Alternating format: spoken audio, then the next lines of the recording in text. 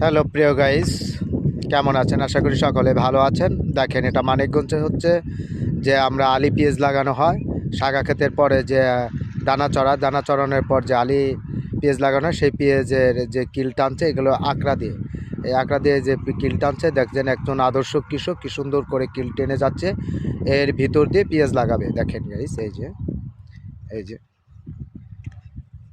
দেখছেন। Hello guys, এই যে আমি একটু এগিয়ে যাচ্ছি, দেখেন এই যে একজনের প্রায় পিছে আরেকজনের পিছে আরেকজন, এই যে দেখেন কিভাবে সুন্দর করে পেঁয়াজ লাগায়। যে গাইস দেখেন, দেখতে পাচ্ছেন, এই যে এগুলো হচ্ছে হালি পেঁয়াজ। এগুলোর মাথা কেটে আটি বাঁধানো হয় খ্যার দিয়ে, তারপর এগুলো দেখেন কি সুন্দর করে লাগানো হয়। দেখেন গাইস, দেখেন এটা মানিকগঞ্জের পেঁয়াজ লাগানোর ঐতিহ্য।